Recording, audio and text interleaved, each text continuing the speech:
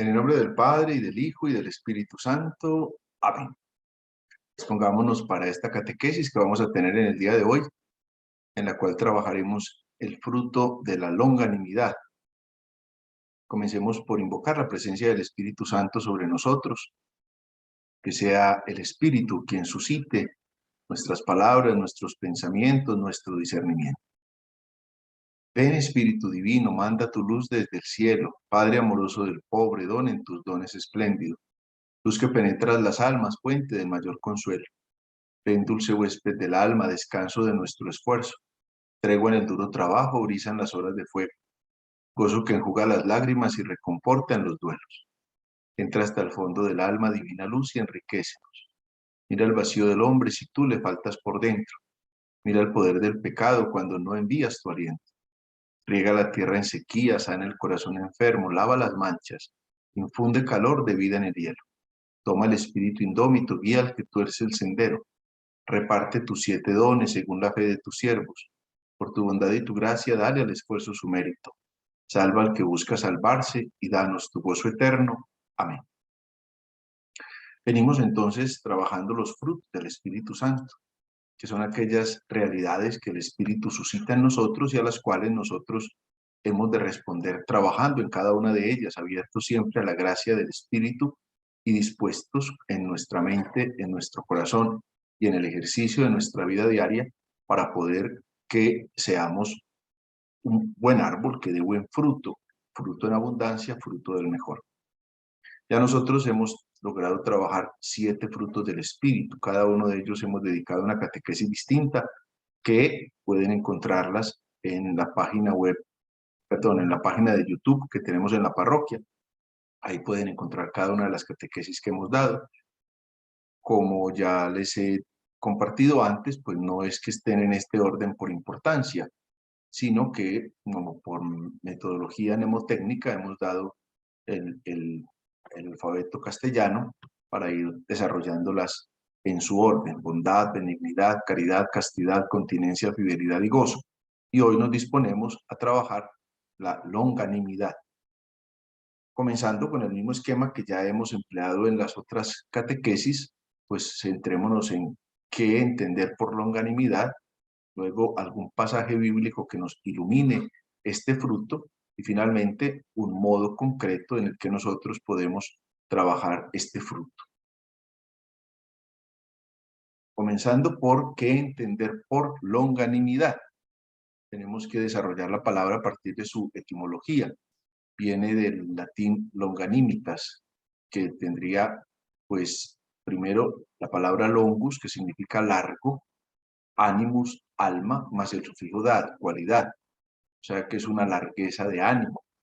A nosotros esa palabra nos resulta un poquito conocida con el tema de la longaniza. Acuérdense que en el Chavo del Ocho, el Chavo llamaba al profesor Girafales el maestro longaniza. ¿Por qué? Porque era muy largo. Entonces la longanimidad ya nos hace pensar precisamente en la largueza del ánimo. Es una grandeza, es una constancia de ánimo. Es la virtud de soportar con entereza de ánimo las adversidades, las ofensas, los retos que se nos van presentando. Quien es capaz de soportar con paciencia y constancia sufrimientos y dificultades sin flaquear en su trabajo. De ahí que se hable precisamente de esa grandeza que va teniendo el espíritu del creyente. A medida que va avanzando en su vida espiritual, pues también va acrecentando su espíritu y va manteniendo el ánimo. Vean que ánimo viene de la misma palabra de ánimos, de alma. Cuando decimos que una persona está desanimada es como que le falta el alma. Por el contrario, cuando decimos que una persona está animada es porque está lleno su espíritu, está lleno su interior. La longanimidad entonces nos ayuda a mantenernos fieles y constantes en las circunstancias de la vida que nosotros vamos afrontando en la cotidianidad. Por ejemplo, aunque alguien no se sienta a gusto en su trabajo, es capaz de valorarlo y de mantenerlo hasta encontrar uno mejor. Por eso presento ahí como mantenernos fieles y constantes en las cosas que vamos afrontando, pese a que esas cosas puedan traernos dificultades, obstáculos o pruebas que se nos van presentando a lo largo de la vida. Sin duda, comenzar los proyectos, comenzar las cosas, pues es muy fácil, pero por el contrario, cuando ya tengo que ver situaciones que me son adversas, en las que soy incomprendido, en las que me encuentro con realidades con las que no contaba y siento que como que me superan mis fuerzas, es ahí precisamente donde este fruto se genera en un fruto del espíritu, porque me ayuda a mantenerme fiel, constante en el proyecto que voy teniendo. Esto implica una confianza en el Señor, una confianza en el designio de Dios. Ahí debemos persistir, debemos ser ecuánimes, debemos tener fe en el plan de Dios, darnos cuenta que en el plan de Dios sus designios son perfectos. Dentro de la historia de salvación nosotros encontramos muchos episodios en los que puede que en el momento que se están viviendo no se comprendan en su cabalidad, pero luego van dándose cuenta que dentro del plan de Dios, aún esos momentos de dificultad y de tristeza, pues sirven para cosas mayores. Uno de los ejemplos clásicos que les puedo presentar es, por ejemplo, lo que vivió el patriarca José. No me refiero a San José, el esposo de María y el padre de Jesús, sino a José el patriarca, el hijo de Jacob. Acuérdense ustedes que Jacob, a quien también Dios le cambió el nombre y lo llamó Israel, tuvo 12 hijos. Jacob es el hijo número 11 y sus hermanos le tenían muchos celos. En un cierto momento lo quieren hasta matar. Interviene el hermano mayor, que se llama Rubén, y dice, no, no lo matemos, más bien vendámoslo, y así lo hicieron. Lo vendieron como esclavo y le llevaron al papá la túnica toda ensangrentada y rasgada, diciéndole que un animal lo había devorado en el campo.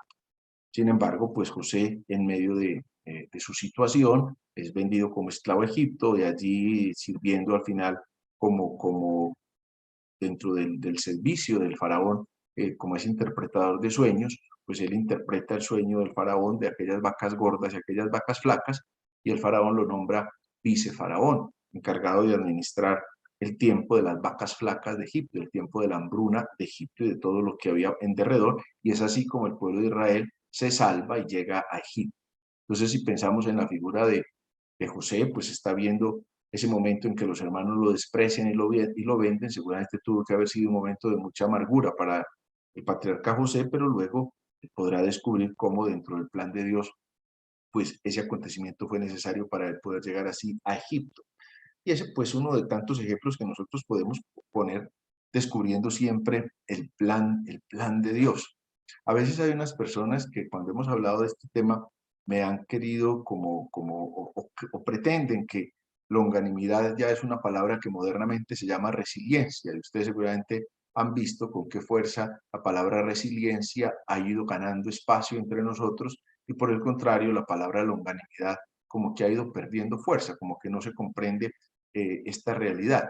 Entonces me parece importante que nosotros descubramos que son dos palabras que traen dos realidades completamente distintas, porque la resiliencia se refiere a la capacidad de sobreponernos a momentos críticos y adaptarnos luego de experimentar alguna situación inusual e inesperada. Incluso la resiliencia tiene pues como una parte de una palabra latina que es resilio, que significa un resalir, un volver a saltar, un rebotar, un reanimarse. Es la capacidad que tienen ciertos materiales para recuperar o volver a su posición original. Cuando nosotros tenemos un material, esto estoy hablando por ejemplo en metalurgia, tenemos un material, por ejemplo, el hierro, pues el hierro lo derriten para poderlo manipular, pero cuando el hierro vuelve a coger el, el la temperatura adecuada, vuelve y se vuelve tan fuerte como estaba antes de ser derretido. Esa es precisamente como la figura de la resiliencia, es la capacidad que tiene el ser humano para sobreponerse a aquellos eventos traumáticos, como aquellas cosas que son pues inesperadas, digámoslo así, la capacidad de que una circunstancia traumática nosotros podamos volver a la normalidad, es la capacidad que tenemos para superar las adversidades con el fin de pensar en un futuro mejor. Por ejemplo, ante el dolor de una pérdida de un ser querido, ante una enfermedad que se nos genera, cómo volvemos a recuperar eso que supuestamente habíamos perdido. Por ejemplo, cuando alguien queda en bancarrota, pero vuelve y se recupera y puede que adquiere un patrimonio mayor que el que tenía en la bancarrota, antes de la bancarrota. O por ejemplo, una persona que sufre un traumatismo muscular y una pierna o un brazo, pues no tiene por el momento la misma fuerza para caminar o para levantar objetos, pero con la terapia vuelve y coge la fuerza que tenía y se recupera. Entonces, ese es el sentido de la resiliencia, es decir, el recuperar y volver a la normalidad de las cosas. La longanimidad es otra cosa, la longanimidad es, pues exige, es perseverancia y constancia de ánimo frente a los obstáculos y a las adversidades de la vida. Es aquella que tiene el ser humano que lo hace capaz de soportar con paciencia, con constancia los sufrimientos, las dificultades, las flaquezas de su ánimo. La longanimidad implica como una disposición estable. Fíjense ustedes que es el perfecto desarrollo de la virtud de la esperanza. De ahí que no posee este fruto quien es poco confiado en el Señor. Aquella persona que todo lo ve oscuro, que todo lo ve de un modo pesimista, aquella persona que no sabe esperar. Por el contrario, quien es longánimo no se fía de sí mismo, se fía es de Dios nuestro Señor. De ahí que implica un fuerte dominio de sí mismo y opera solamente en la persona que tiene fe. De ahí que la longanimidad es semejante a la paciencia, porque implica que nosotros seamos pacientes en el esperar el plan de Dios en nuestra propia vida. Entonces, la longanimidad es esa virtud, porque lo repito, es esa virtud de soportar con entereza de ánimo, con paciencia, las adversidades, las ofensas. Es la capacidad de poder sacar adelante todos estos proyectos que nosotros tenemos. Empezar las cosas es muy fácil, pero perseverar en ellas no tanto. Muchas veces, pues una persona puede tener como un gran ideal tener un hijo y goza cuando queda en embarazo y goza cuando el bebé está ya recién nacido, pero luego cuando ya el bebé empieza a volverse niño y más aún cuando se vuelve adolescente y empieza a generar tantos problemas, la persona puede sentir que no es capaz frente a esa realidad, pero el longánimo es el que es capaz de perseverar en ese proyecto de ser papá. Y en eso, pues cada uno de nosotros podrá aplicar su propia vida, su proyecto de vida, de qué manera lo fue sacando. Piense usted en el desarrollo de un ejercicio profesional, pues una es la cosa que uno piensa cuando está en la universidad y otra cosa lo que uno va descubriendo a medida que va ejercitándose en la profesión. Yo mismo como sacerdote, pues una cosa es el pensar mi ser sacerdote cuando era seminarista y otra cosa lo que ha sido propiamente la vida sacerdotal y el ejercicio del día a día en medio de las circunstancias muchas veces tan adversas a la realidad misma que uno está pensando. Entonces, de ahí que se requiera paciencia, que se requiera esperanza, que se requiera fe para poder avanzar en este fruto que es la perseverancia, perdón, la longanimidad. Si miramos un texto que nos ayude como a descubrir esta experiencia de la longanimidad, yo les propongo el texto de Mateo 20, del 1 al 16. Ya les mencioné también el caso del patriarca José, que está en el Antiguo Testamento, pero este que es del Evangelio, que nos puede ayudar a comprender, y lo pueden tener ustedes ahí en la Sagrada Escritura, si la tienen a la mano, para que podamos comprender un poquito esta reflexión. Dice el Evangelio: en efecto, el reino de los cielos es semejante a un propietario que salió a primera hora de la mañana a contratar obreros para su viña. Habiéndose ajustado con los obreros en un denario al día, los envió a su viña. Salió luego hacia la hora tercia y al ver a otros que estaban en la plaza parados, les dijo: id también vosotros a mi viña y os daré lo que sea justo. Ellos fueron. Volvió a salir a la hora sexta y a la nona e hizo lo mismo. Todavía salió a eso de la hora 11:00 y al encontrar a otros que estaban allí les dice: ¿por qué estáis aquí todo el día parados? Dícenle: es que nadie nos ha contratado. Díceles: id también vosotros a la viña. Al atardecer, dice el dueño de la viña a su administrador: llama a los obreros y págales el jornal, empezando por los últimos hasta los primeros. Vinieron pues los de la hora 11:00 y cobraron un denario cada uno. Al venir los primeros pensaron que cobrarían más, pero ellos también cobraron un denario cada uno. Y al cobrarlo murmuraban contra el propietario diciendo, estos últimos no han trabajado más que una hora y les pagas como a nosotros, que hemos aguantado el peso del día y el calor. Pero él contestó a uno de ellos, amigo, no te hago ninguna injusticia. ¿No te ajustaste conmigo en un denario? Pues tómalo tuyo y vete. Por mi parte, quiero dar a este último lo mismo que a ti. Es que no puedo hacer con lo mío lo que quiero. ¿O va a ser tu ojo malo porque yo soy bueno? Así, los últimos serán primeros y los primeros últimos. El texto nos muestra a un, digámoslo así, protagonista de esta parábola. Y el protagonista primero es el propietario del campo, que sale a buscar obreros para su viña. La viña es la mata que produce uvas. Entonces seguramente era la época ya de la vendimia, es decir, la época en que tenía que recoger la uva y necesitaba personas. Fíjense ustedes que se hubiera podido contentar con el primer grupo. Sin embargo, advierte que a la primera hora de la mañana, o sea, a las 6 de la mañana, de acuerdo al horario judío, porque acuérdense que el horario judío de esa época empezaba a contar la primera hora a partir del primer momento en que sale el sol. Entonces, no es como nosotros que contamos la 1 de la mañana y todavía está de noche. Aquí es la primera hora, viene siendo las 6 de la mañana, la tercera hora viene siendo las 9 de la mañana, por eso es la hora tercia, la sexta hora vienen siendo las 12 del día, la novena hora vienen siendo las 3 de la tarde, que es la hora de nona. Ahora vamos a escuchar esta Semana Santa, que ya está próximo, vamos a escuchar, por ejemplo, que Jesús murió hacia la hora nona, es decir, hacia las 3 de la tarde. Y aquí dice, y fuera de eso salió a la hora undécima, o sea, hacia las 5 de la tarde. O sea, sale en diferentes épocas, sale en diferentes momentos. El propietario de la viña persiste en el llamamiento que está haciendo de los obreros. Es la persistencia de Dios que está llamando a cada uno de sus hijos a acercarse a Él. A algunos los llama desde la infancia, desde el momento del nacimiento, otros, digámoslo así, en la juventud, otros a la mediana edad, hacia el mediodía, otros al atardecer de la vida, digámoslo así. A todos nos va llamando como al buen ladrón que lo llamó unos minutos antes de morir, que representa, digámoslo así, al que llegó a trabajar en la viña a la hora undécima. Esa sería la perspectiva desde el propietario de la viña. Pero luego viene la figura del obrero. El obrero es el que va respondiendo. Y démonos cuenta que aquí no nos hace alusión a los que fueron llamados a una hora distinta de la primera. Está advirtiendo que los primeros que llegaron trabajaron la jornada entera.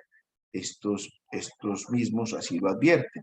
Cuando ven que le pagan al que trabajó solo una hora, que le pagan lo mismo que a ellos, dicen, estos últimos no han trabajado más que una hora y le pagas como a nosotros, que hemos aguantado el peso del día y el calor. Fíjense que en esa expresión que utilizan estos obreros de la primera hora, encontramos nosotros lo que debe ser precisamente el fruto de la longanimidad en todos los creyentes. Hemos aguantado el peso del día y el calor, es decir, hemos soportado las adversidades de la vida, pero hemos continuado en el trabajo. Es decir, hemos perseverado a lo largo de toda la jornada tratando de hacer aquello que se nos pidió. Ellos, pues eso que es una realidad, pero la presentan, digámoslo así, en sentido negativo, porque la están presentando como queriendo justificar que a ellos les debería pagar más. Sin embargo, el dueño del campo les dice, yo qué injusticia estoy cometiendo con ustedes, ¿qué fue lo que yo les prometí? Yo no les prometí un denario, pues un denario les estoy dando, lo mismo que le prometí a los otros. El jefe del dueño del campo bien hubiera podido prometer a los otros una paga menor, pero no lo hizo. ¿Y no lo hizo por qué? Porque es su liberalidad. Y así es la liberalidad de Dios. Nosotros no podemos llegar al cielo a decirle, pero nosotros que hemos estado en la fe desde niños o nosotros que hemos estado en la fe desde la mitad de la vida, en cambio este último que toda la vida fue un vagabundo y que solo en el último momento de su vida se convierte, porque también va a heredar el cielo. A nosotros nos tiene que poner como en un puesto mejor. Aquí el Señor está diciendo, pues es que yo soy bueno, usted no me va a poder condenar porque yo hago con mis bienes lo que yo quiero. Entonces aquí vemos la longanimidad en el propietario en la medida en que está perseverando en la llamada. Esa viene siendo, digámoslo así, la gracia de Dios, que no se cansa de llamar permanentemente a que lo sigamos, a que lo escuchemos, a que lo acojamos, a que hagamos de nuestra vida un proyecto permanente, a que estemos dedicados en la tarea que tenemos que hacer. Y también vemos la longanimidad de los obreros porque pues se dedican a su trabajo a pesar de que ese trabajo está en el campo. Quien haya trabajado en el campo sabe lo difícil y lo duro que es trabajar en el campo, soportar la inclemencia del sol o la inclemencia del agua.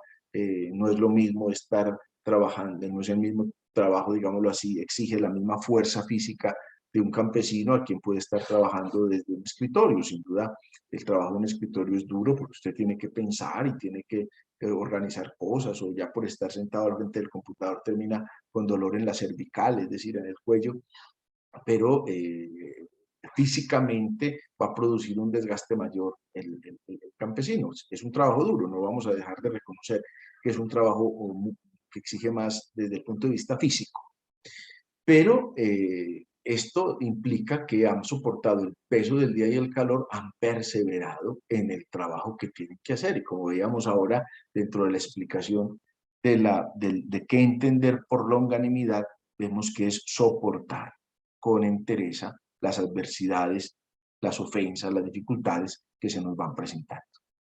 Tiene entonces un tercer momento que sería cómo trabajar nosotros en la longanimidad, cómo podemos nosotros trabajar de modo práctico este fruto del Espíritu Santo. Yo les propongo como estos 5 elementos que pueden hacerse como en la cotidianidad y que ustedes mismos pueden ir evaluando, porque cuando uno se pone como un objetivo en la vida, ese objetivo tiene que estar, digámoslo así, trabajado, tiene que estar evaluado, tiene que estar corregido cada vez más, de manera que yo pueda lograr alcanzar el objetivo determinado. Por ejemplo, yo quiero como objetivo invitar a los amigos a una cena. Y entonces desde 2 o 3 días antes empiezo a planear la cena, qué voy a organizar en la casa, qué voy a preparar de alimentos, con qué voy a atender a los invitados. Y entonces tengo que salir al mercado a comprar unas cosas, o tengo que ir a la plaza porque quiero adornar el lugar con unas flores, o tengo que ir a una tienda a comprar un mantel porque no tengo, o a comprar unos vasos porque no están. Todo, fíjese que está encaminado a el modo en que yo voy a atender a mis invitados, o quizás voy a contratar unos músicos para que puedan estar. Entonces voy organizando de manera que esa cena en la que voy a traer a mis amigos a la casa, pues pueda ser una cosa agradable para ellos y que yo pueda sentirme contento porque la invitación la logré organizar de la mejor manera. Por eso es un objetivo que se logra, ¿cierto? Que se alcanza. Como cuando estamos en el colegio, el objetivo es, pues yo lograr superar estas asignaturas o estas materias que tengo por medio de los trabajos, de las exposiciones, de los exámenes y poder pasar al nivel que sigue, al año que sigue o al semestre que sigue en la universidad. Entonces, aquí pues también se trata precisamente de que estos frutos en nosotros se vuelvan un objetivo, que yo los pueda alcanzar. No son cosas irreales, ni son cosas como ideales para gente rara o ideales para personas de otro nivel o para seres perfectos. No, es para nosotros que somos pecadores, que somos frágiles, que somos débiles, de qué manera también nosotros estamos logrando alcanzar estos frutos, no solo la longanimidad, sino todos los frutos que hemos y que vamos a trabajar. Por eso les propongo estos 5 elementos que pueden ser útiles. El primero es hacer un plan de vida. El plan de vida me va a permitir descubrir hacia dónde voy. ¿Qué quiero yo en este momento particular de mi vida? ¿Cuál es el plan que yo tengo para mi vida? No se nos puede olvidar que nuestro plan de vida está dentro del desarrollo del plan de Dios. Fíjese que el plan de Dios es que todos los hombres se salven y lleguen al conocimiento pleno de la verdad. Y dentro de ese plan de Dios viene la obra creadora, viene la obra redentora, viene la obra santificadora. Pues aquí pasa lo mismo. ¿Yo qué quiero hacer con mi vida? ¿Hacia dónde estoy orientando mi vida? Si bien es cierto que hay momentos particulares en mi vida donde tomo las grandes decisiones de la vida, por ejemplo, qué carrera voy a coger después de que termine el colegio, eso es una cosa particular, porque fíjense ustedes que esas decisiones anteriores al momento de de terminar el bachillerato, pues la van tomando los papás por nosotros. Yo veo con qué celo los papás buscan qué colegio van a escoger para su hijo. Me gusta este colegio por esta formación, me gusta este colegio por la parte académica, por la parte disciplinaria, por la parte social, en fin. Fíjese que es la planificación que los papás van haciendo de nuestra vida en beneficio de lo que se sigue. Pero luego llega un momento en que ya cada uno de nosotros ya ha tomado una decisión de vida. Yo voy a ser médico, o yo me voy a dedicar a los negocios, o yo voy a ser abogado, o yo voy a ser religiosa, o yo voy a ser sacerdote.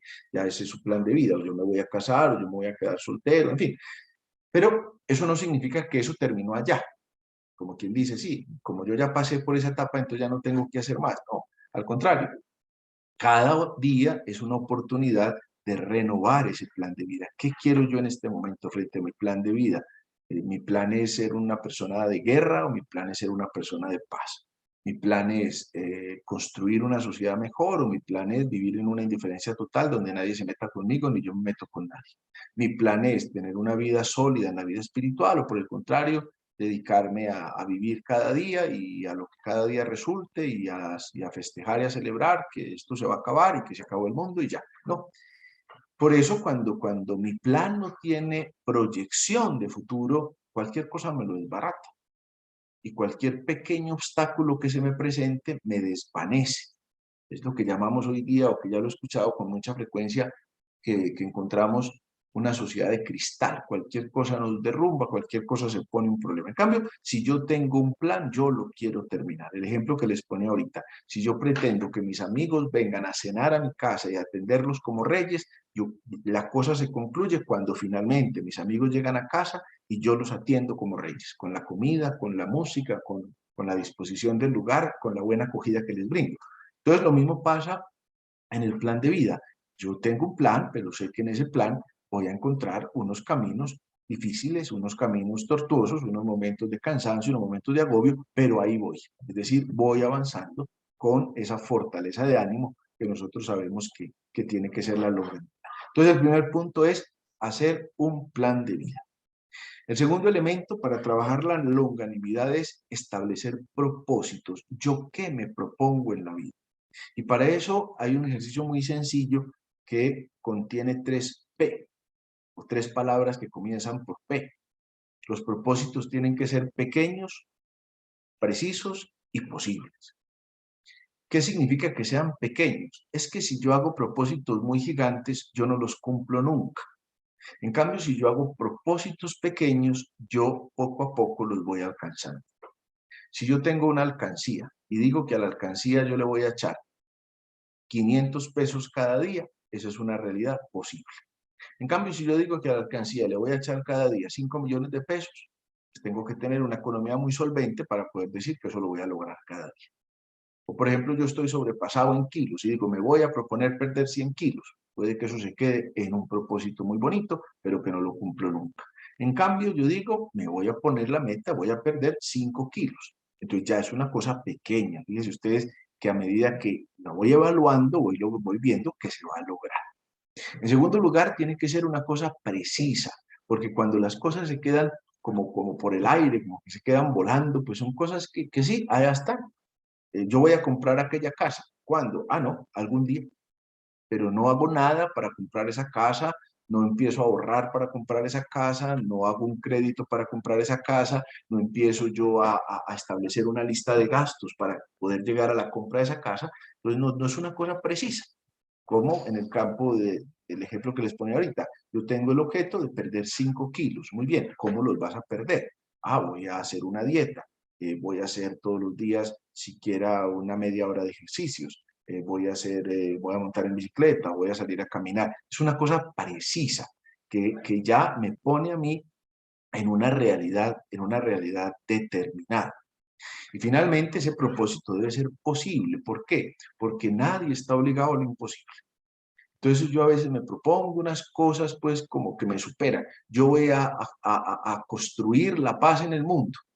No, usted puede trabajar por la paz y desde su realidad, con quiénes va a sembrar la paz en su casa, qué va a hacer, en su trabajo qué va a hacer, su lenguaje cómo es, pero decir que usted es el que va a dar la paz en el mundo, pues es una cosa que se sale de su posibilidad. Y por tanto, cuando una cosa no es posible, siempre se queda como en el deseo, siempre se queda como en el deseo.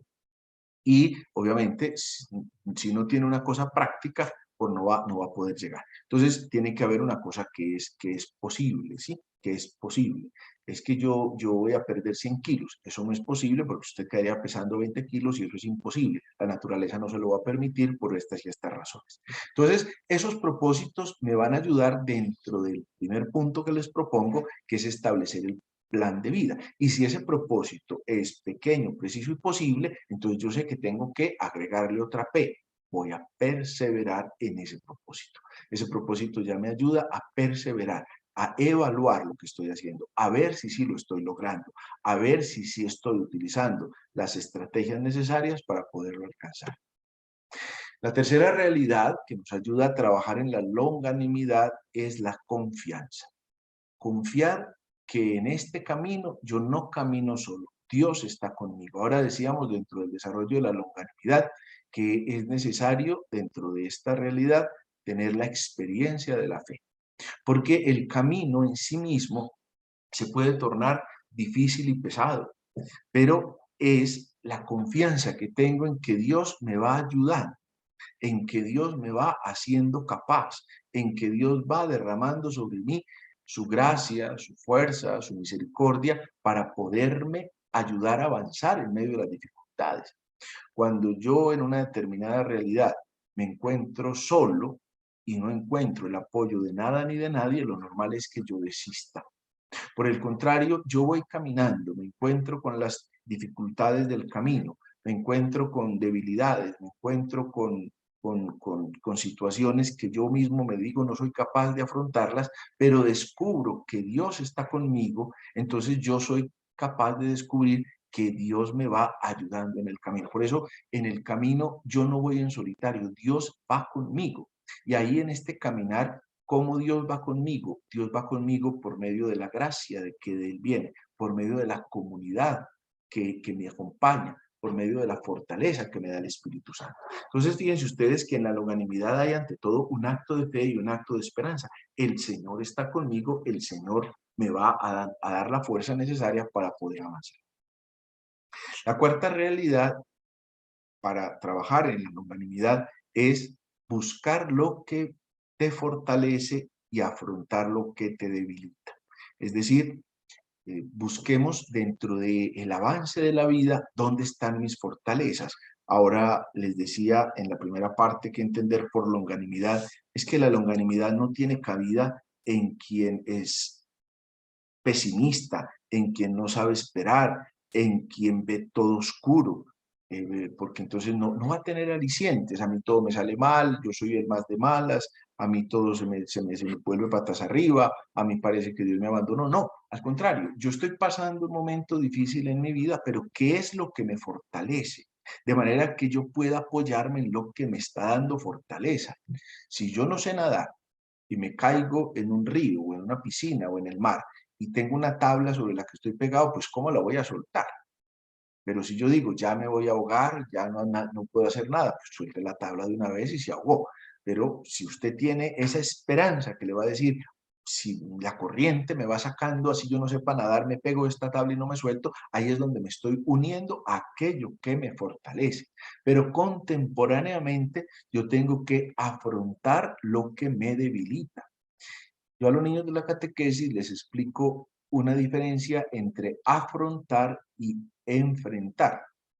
Y se los pongo con una ola. Cuando yo estoy en el mar y viene una ola, entonces yo me enfrento, yo me pongo de frente. Y como yo soy tan fuerte, esa ola viene y de mala ola porque yo aquí no me muevo. Y obviamente viene la ola y si la ola es más fuerte que yo, me tumba. Eso es enfrentar, poner el pecho y sentirme pues el Quijote que lo va a vencer. Por el contrario, afrontar significa asumir. Afrontar es, allá viene la ola y aquí estoy yo. Pero yo soy capaz de pasar la ola por debajo, por encima o de frente. Ya asumo cómo voy a pasar, de manera que la ola pase, y yo también pase. Entonces aquí yo tengo que afrontar lo que me debilita. Yo reconozco cuáles son mis debilidades, pero en esas debilidades encuentro la fortaleza que viene. Porque me doy cuenta que en la debilidad del hombre se muestra la fuerza de Dios. Lo que dice San Pablo es que todo lo puedo en Cristo que me fortalece, pero la fortaleza no es un negar las debilidades, un no asumir las debilidades, al contrario, es afrontar las debilidades. Sí, yo soy débil en esta realidad, pero necesito precisamente encontrar quién me está apoyando en esta debilidad para poder perseverar, porque no piensen que persevera el superhéroe, persevera el ser humano frágil, persevera el ser humano frágil, pero que confía en el Señor, que tiene esperanza y por consiguiente, ¿qué tiene para ofrecer? Esta debilidad, esta fragilidad. Dios no nos llamó a ninguno de nosotros por fuerte, nos llamó precisamente desde la debilidad, para encontrar que en esa debilidad se muestra la fuerza de Dios. Y como quinto y último elemento para trabajar en la longanimidad, les propongo la perseverancia. Y eso es precisamente lo que va a dar de colofón, lo que va a servir de punto final a esta tarea que yo tengo en la vida diaria. Yo persevero, pero con la ayuda de Dios. El que persevera alcanza, dice un refrán. La perseverancia es la que me va dando día a día, eso que yo más necesito. Voy perseverando poco a poco. Tampoco es que tenga que acabarlo todo. San Carlos Borromeo dice, no hay que caminar rápido ni caminar despacio. Lo importante es mantenernos en el camino. Dios no nos pide que tengamos una fuerza como extraordinaria, pues Dios nos pide que vamos perseverando en el bien obrar. Y por eso tenemos que pedir tanto al Señor que nos dé siempre la gracia de perseverar. Como pueden ver, entonces, son 5 elementos que no me parecen difíciles, parece que son trabajables para poder así nosotros ir perseverando en el ejercicio de la longanimidad, pidiéndole siempre al Señor que nos ayude en este ejercicio de caminar, caminar en medio, como decía ahora la lectura del Evangelio, en medio del peso del día y el agobio del calor, pero caminando siempre con la perseverancia de saber que Dios está con nosotros. Ahora los bendigo a todos ustedes y que Dios les dé mucha paz y les conceda este fruto tan lindo de la longanimidad. En el nombre del Padre, y del Hijo, y del Espíritu Santo.